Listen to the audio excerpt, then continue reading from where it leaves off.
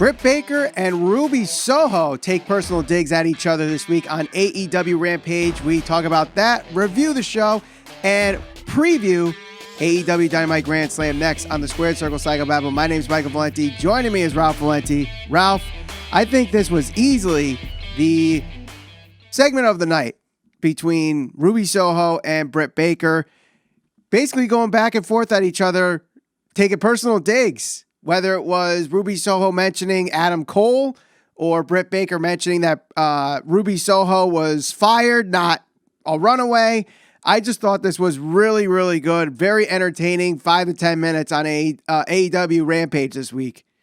Yeah, I thought this was really good. It definitely got me much more excited for their match coming up on Wednesday. So definitely looking forward to that. I love the back and forth between both of them. And it really did what you wanted to do, right? Because if you put this on a show that's supposed to lead into like their match, obviously there's not much time between now and when the match is actually going to take place. So you want this segment to drive it home. You want this to get people interested. You want people to be looking forward to Wednesday night when they go face to face. And that's exactly what it did. And it's encouraging to see that the more and more individuals that decide to go to AEW because of either, if you want to call it creative freedom or freedom to kind of express yourself in your promos and stuff like that, even in segments like this, it's really starting to show.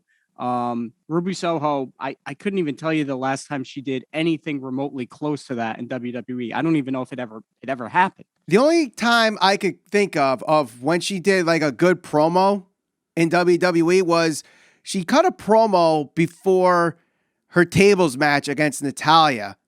And I forget exactly what she said, but there was a moment where she kind of stops and just smiles. And I remember that from her. And that was really like the only time they really got to see her promo work in WWE. Yeah. And I got to be honest, like, I don't know who actually won this promo battle. I thought both of them were really, really good. Who do you think won if you had to pick?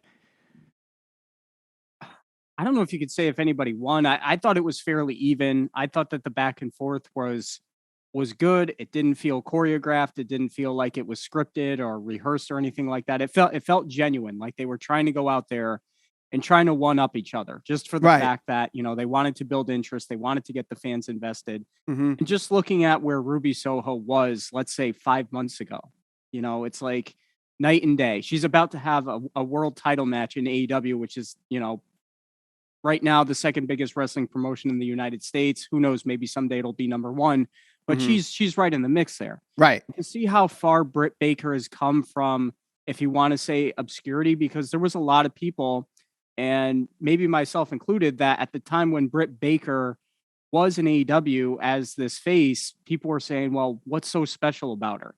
Well, now we get to see that with this whole new persona that she's really built herself up to. To me, she's one of the top 2, maybe certainly within the top 5 female pro wrestlers in wrestling right now. Yeah, I think to me, she's easily top 3 as far as women promos. I don't know. You go with Sasha and Becky in that conversation, and then Britt Baker. I think even then, I think Britt is doing better than Sasha as far as that when Sasha Banks is actually showing up, and then Becky, that she's come back has done pretty good and actually gotten some pretty good heat in WWE from fans, to the fact that they're booing her when she mentions her baby. So that, you're getting heat if you mention your baby, you're getting booed. But yeah, and in pro wrestling, and we talk about this all the time, your character is something that can go with you whether you decide to leave AEW, go to WWE. Like, that's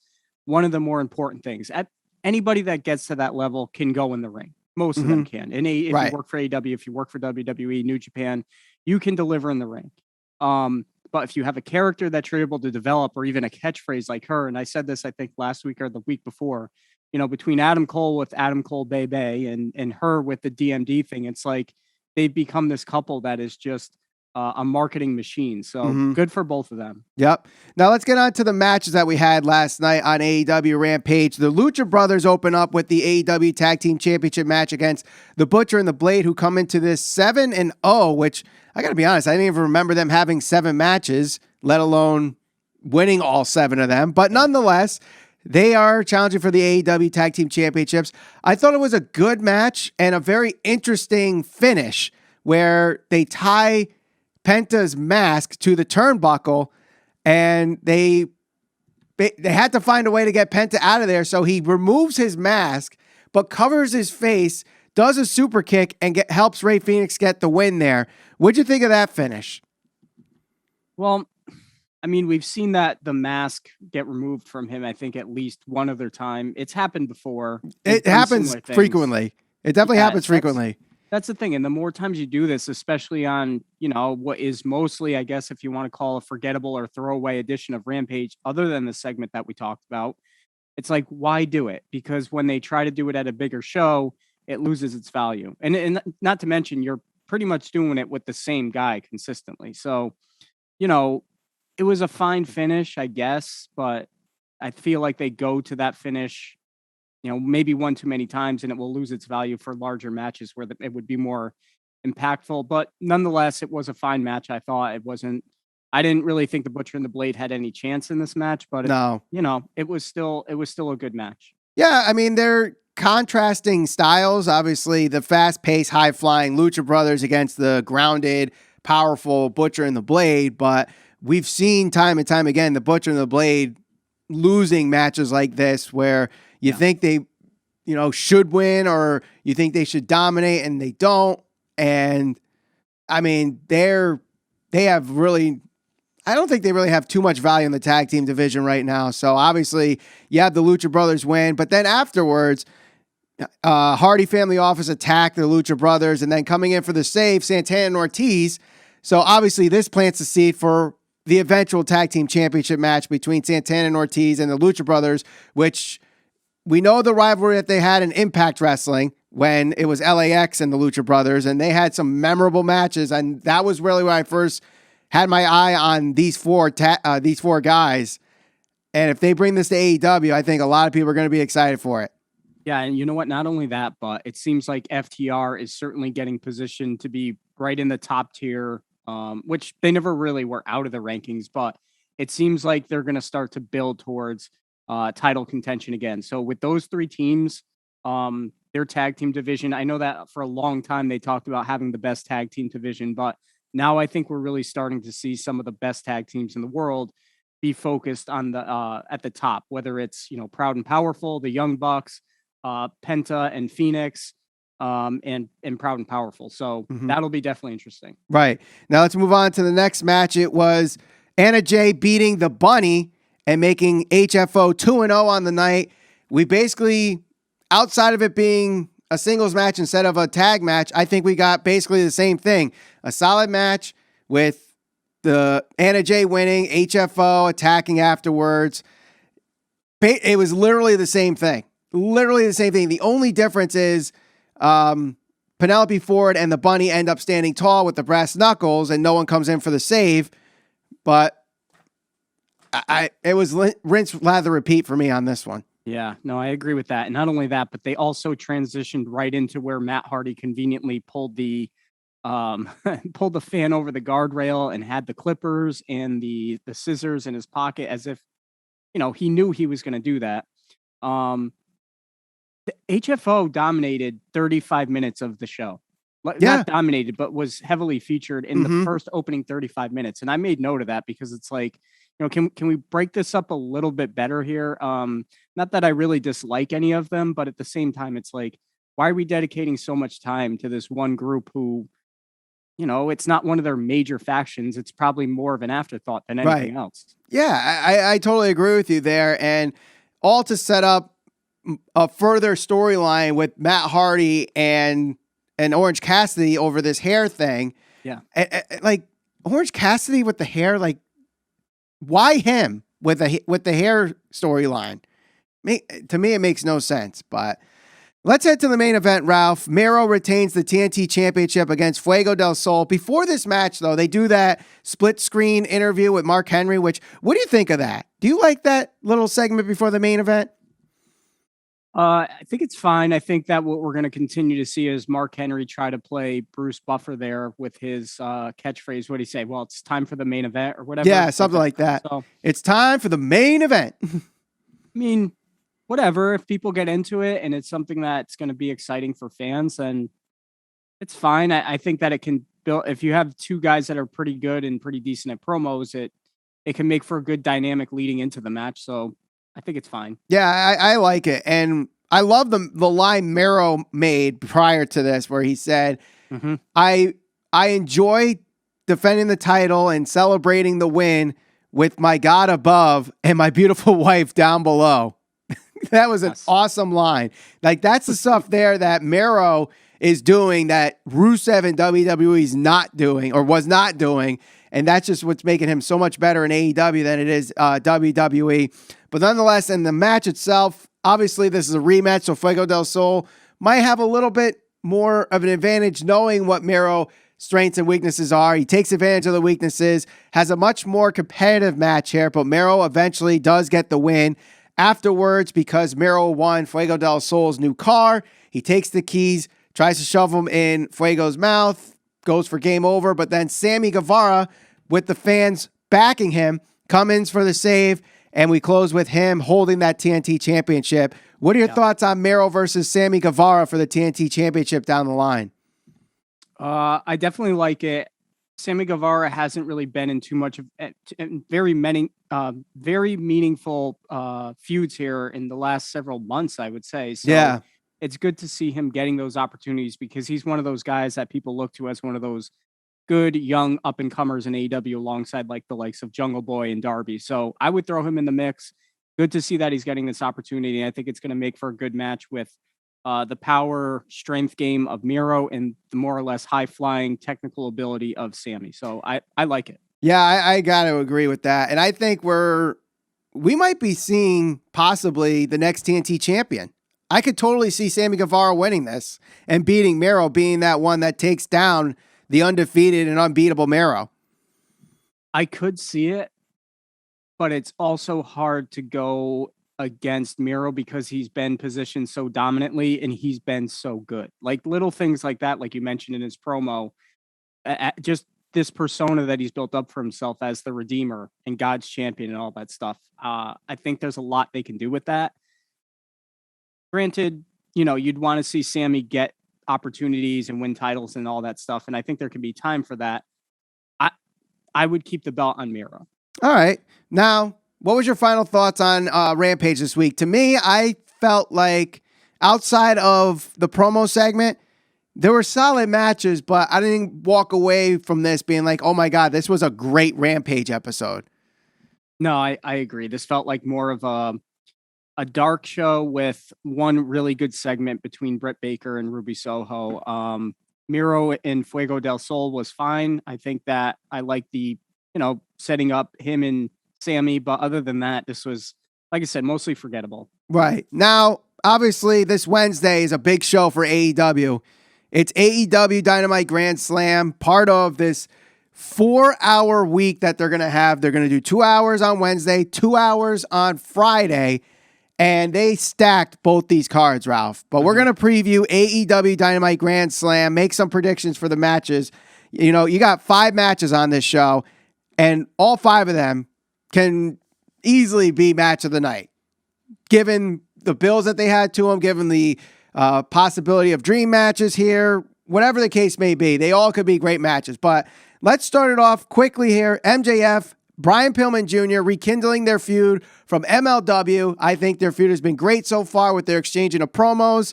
Got to admit, while MJF is the quote-unquote hometown guy here, Brian Pillman, I think, has a chance to win this one. He definitely does because he's going to get the fanfare because of his last name. Right. And that's not a knock on him. That's just simply how it is. If you have a last name like Pillman or Hart or Neidhart or whatever, fans are willing to embrace you, especially when you're going against a guy as crude and as, let's just be honest about it. MJF is great at what he does, but he's an asshole. He makes you want to boo him, which is a very rare talent nowadays in pro wrestling. So excuse me, you have the great dynamic between the young up and comer with Pillman and the more or less somewhat veteran MJF, who can draw just nuclear heat. Yep. I wouldn't put it past Pillman going over here, but I just think that the only way I can see that happen is if we get the ultimate turn from Wardlow, or maybe he costs him the match like we were discussing, and they start to build that rift there. I can't see Pillman winning clean though. There has to be some type of interference, I think. I could totally agree with that. And I could totally see Wardlow finally, turning on MJF. But I think at the same time, they got to let that simmer a little bit now that they just kind of planted that seed and letting it grow.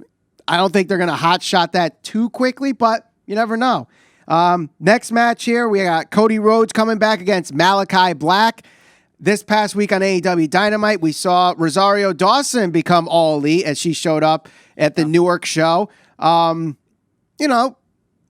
thought the fight scene was a little too long of them just going back and forth through the crowd or whatever, but I think they got to do something there, obviously, for Cody Rhodes to come back, attack Malakai Black. Obviously, this is going to be a much longer match than we saw before. I just hope that Cody's not going to go over. I think that's going to give him a bad taste. A lot of fans are not going to like him going over. Yeah, I think that, there is a certain percentage or subset of the fan base that already has a distaste for Cody for whatever reason. And, whether it's justified or not, who knows? I guess it's open for debate. But I certainly think that they put a lot of time and investment in Malakai Black. He's gone over, I think, just about everybody he's faced. I think he's undefeated, correct?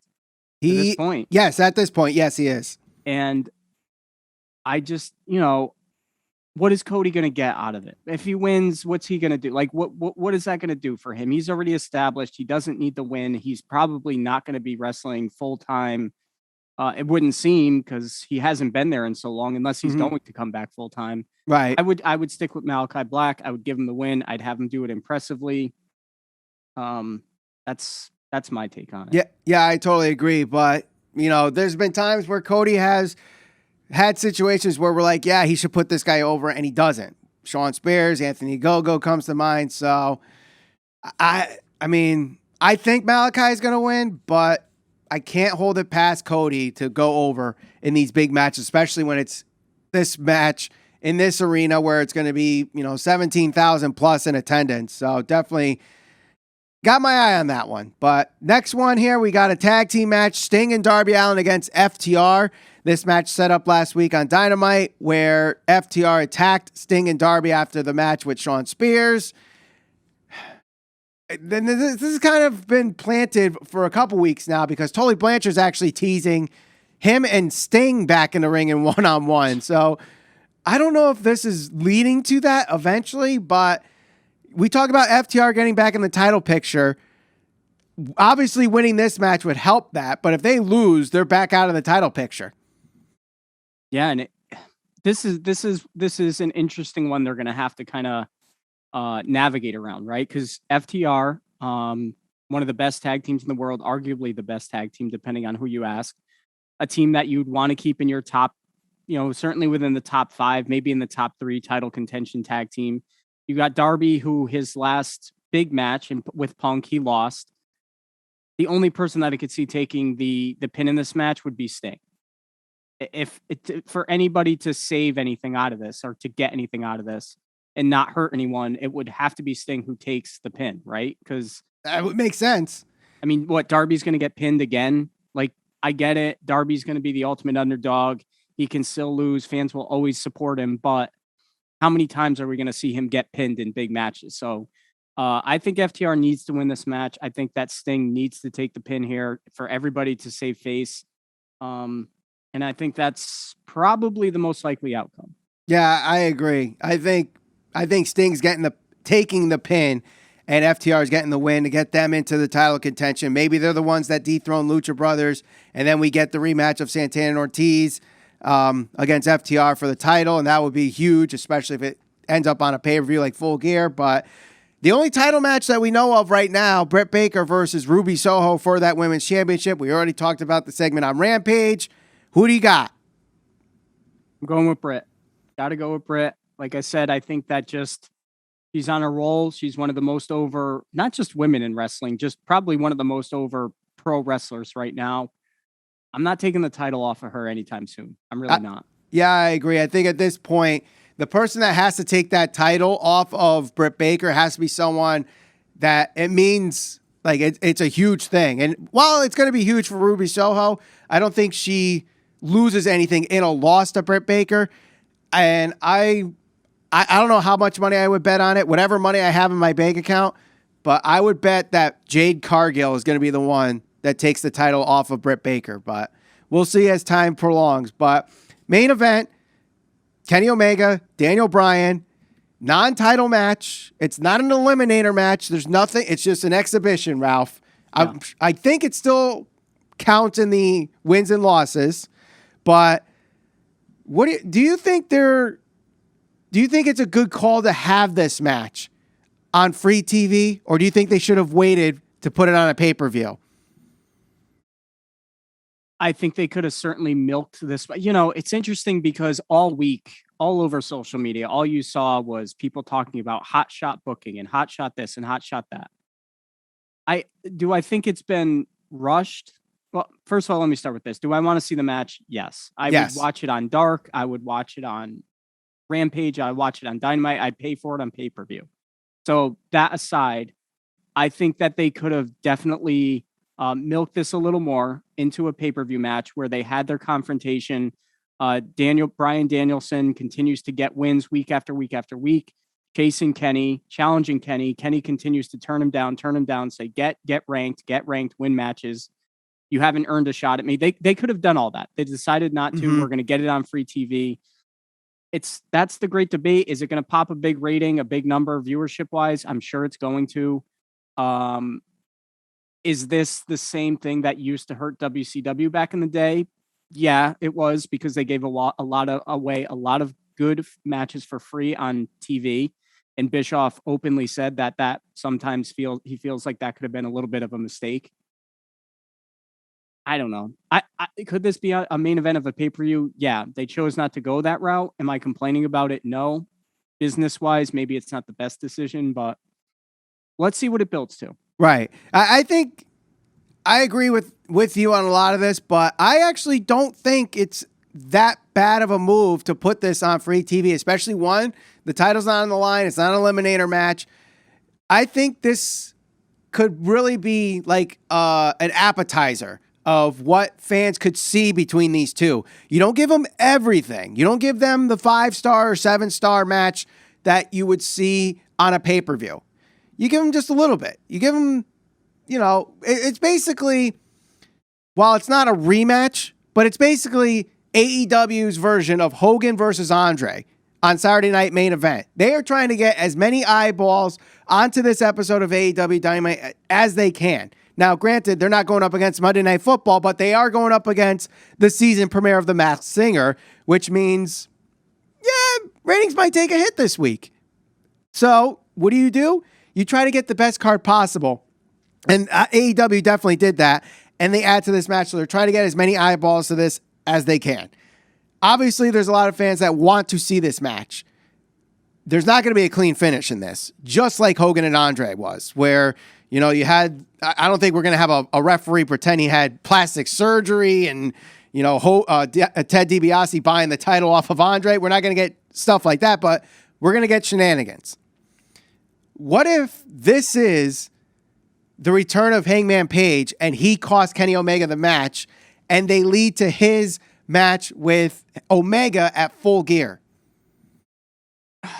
I feel like we're getting to the point of no return with Bryan Danielson, though, because depending on how this plays out and depending what fans want, Hangman's been gone a while, and it's really hard to get the type of momentum that he had, especially more than one time. But if you have 17,000 people, just pop the roof off of Arthur Ashe Stadium. There's a roof, just to make sure. I know it's outdoors, but I'm pretty sure there's one of those like quasi roofs. Blow the walls up, blow the windows out. Whatever, blow something off. Yeah. The momentum comes right back if that happens. if they're going to build him and Kenny. If they're going to build a storyline with him in Dark Order, then I'm not into it. Like, if you're going to build him and Kenny and position him as a main event guy, then do that. I don't need to see him come back just to fix the Dark Order and to fix his friends and all that type of stuff. Like, if he's going to be a main eventer and challenge for the title and take the belt off Kenny Omega, then build him up the right way. Mm-hmm. Do whatever you can. Get Cowboy shit back over. They're going to have the shenanigans, whatever ends up happening, they're going to have to try to have Bryan Danielson exit stage right or stage left, whichever way the saying goes. Either one. Have to have somebody there that he's going to have to challenge. So whether that's Adam Cole getting involved and somehow they end up in a little in some type of face off and that's a feud for a bit, they have to do something to get the attention off of Kenny and Bryan Danielson, because that's what fans want. Yeah, it's true. But, I mean, they could do it down the line where, Hangman costs the match. Bryan Danielson wins. And then we have the feud with Omega and Hangman. Then Hangman takes the title off of Kenny. But Bryan Danielson's like, whoa. Listen, I get first shot at the AEW championship because if it wasn't for me, they could play around with that. And then Bryan Danielson beats Hangman for the title. And then we get the rematch, maybe at Double or Nothing. I mean, there's a lot of long-term booking they could do with this. There's a lot of avenues they could go with this. So I'm not entirely like, oh, they're giving it away for free. It's hot shot booking, whatever. The name of the game is to get ratings, folks. Right. Whatever episode, whatever week, your job is to get eyeballs on the damn TV. So when people say, oh, they're just doing it for ratings, no shit. No shit. You mean you're not upset about Drew McIntyre and Roman Reigns? Is that actually announced as a televised match, or is that the dark match for that taping?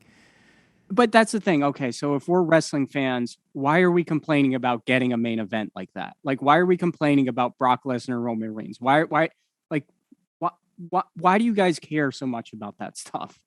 Why because it's only done for ratings. Like, no shit. That's the name of the game. No, I know, but nonetheless, let's get back to the match itself. What's your prediction, Kenny or Bryan Danielson? I'm gonna go with Kenny. I'm going with Bryan Danielson. Through some weird shenanigans, because it's a non-title, non-eliminator, Bryan Danielson wins, and he's going to use it to his advantage down the line somehow to get that championship match. So pretty much what happened with Christian. Basically, except they announced the match ahead of time, so we'll see. But what do you guys think? Give us your predictions for AEW Dynamite Grand Slam and tell us your favorite moment of Rampage this week in the comments below. Share this over social media. We're on Facebook, Instagram, and Twitter at SCPB Podcast. Subscribe, hit that bell for notifications, and we'll see you on the next episode of the Squared Circle Psycho Babble.